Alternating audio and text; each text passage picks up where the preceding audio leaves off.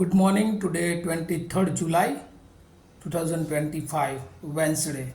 Wisdom of word of God morning ડિવોશનમાં આપ સર્વનો આવકાર કરવામાં આવે છે અને પ્રેમી સલામ પાઠવવામાં આવે છે. આજે સવારે આપણે નીતિવચનોના પુસ્તકમાંથી એની 24મી કલમ પર ટૂંકું મનન કરવા માગીએ છીએ અને પ્રભુનું વચન આપણને આ પ્રમાણે કહે છે, જે સોટી મારતો નથી તે પોતાના દીકરાઓનો વેરી છે, પણ તેના પર પ્રીતિ કરનાર તેને વેળાસર શિક્ષા કરે છે.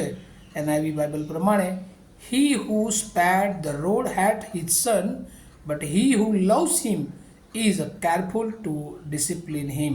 અને આ પ્રભુનું વચન છે અને નીતિવચન જે વ્યવહારિક શિક્ષણ આપે છે અને ખાસ કરીને કૌટુંબિક જીવનોમાં એ ડિસિપ્લિન એ બહુ જ જરૂરી છે, શિસ્ત એ બહુ જરૂરી છે. એટલે અહીંયા એના મુદ્રાલેખ તરીકે આપણે જોઈએ છે ડિસિપ્લિન એવિડન્સ ઓફ લવ, એટલે કે શિસ્ત એ પ્રેમના પ્રતીક અથવા પ્રેમના પુરાવા તરીકે.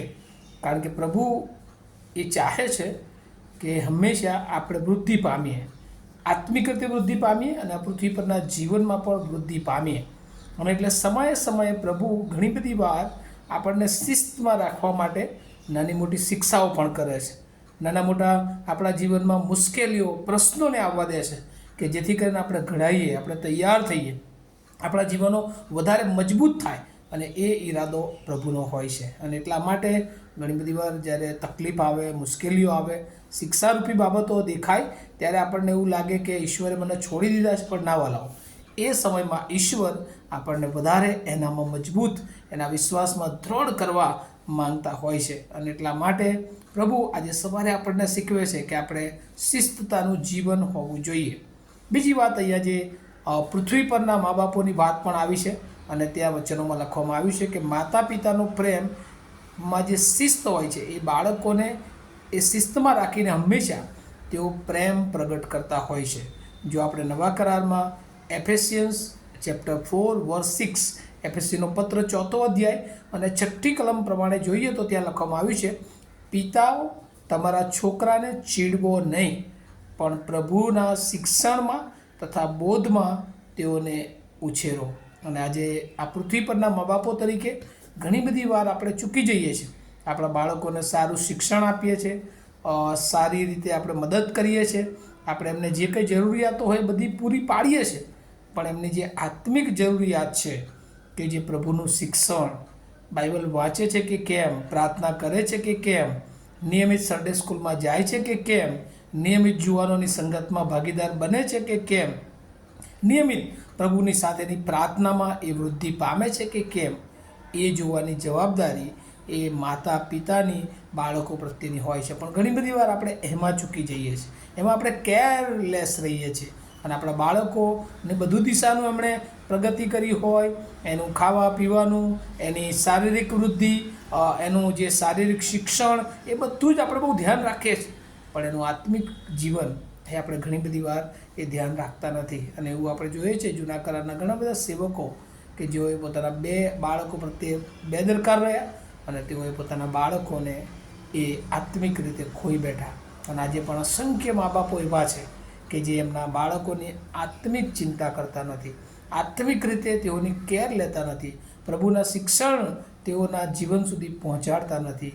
તેઓ પોતાના જીવનોમાં, પોતાના કાર્યોમાં વ્યસ્ત રહે છે અને બાળકોને ખાલી એની જરૂરિયાત પૂરી પાડે છે અને બાળકોને એ પોતાનું નામ આપે છે, બાળકોને માટે એ જે ચાહે એ ઈચ્છે એ પ્રમાણે એને છૂટ આપે છે.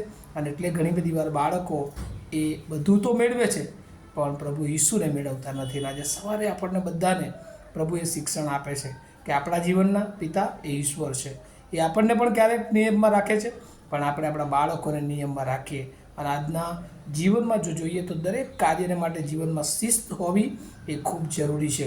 ટાઈમ મેનેજમેન્ટ પશ્ચિમના દેશો ખૂબ આગળ છે. એનું મુખ્ય કારણ એ પણ છે કે તેઓ દરેક કાર્ય સમયસર કરે છે. ત્યારે ભારતમાં આપણે જોઈએ છે જે સમય રાખ્યો હોય એ સમયે ભાગ્યે જ કોઈ વાર શરૂ થતું હોય છે કોઈ પણ કાર્ય. અને એ આપણી નબળાઈ છે.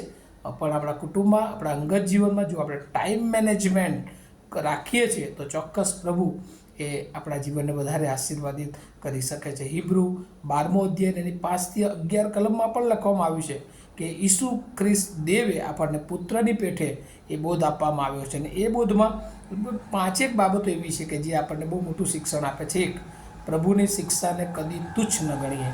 ઠપકો પ્રભુ આપે ત્યારે આપણે નાસીપાસ ન થઈ જઈએ. પ્રભુ પ્રેમ રાખે છે માટે શિક્ષા કરે છે, એ વાતને યાદ રાખીએ. શિક્ષણની ખાતર સહન કરવું પડે તો પણ આપણે તૈયાર રહીએ. અને આત્માના પિતાને હંમેશા આપણે માન આપીએ. અને આપણા જીવનમાં જો આ બાબતો હોય છે, વચનો હોય છે, નિયમબદ્ધ જીવન હોય છે, શિસ્તમારું જીવન હોય છે, તો પ્રભુ ચોક્કસ એ જીવનને આશીર્વાદિત કરે છે. અને એ જીવનને શૈતાન કોઈ પણ રીતે ચોરી શકતો નથી. અને એટલે નીતિવચન 13 અને 24, જે સોટી મારતો નથી તે પોતાના દીકરાનો વૈરી છે. કારણ કે જો એ ડિસિપ્લિનમાં રાખતો નથી, એને બોધ કરતો નથી, તો એ દીકરો વૃદ્ધિ પામતો નથી. અને એનો દુશ્મન બીજો કોઈ નહીં પણ એના મા બાપ જ હોય છે.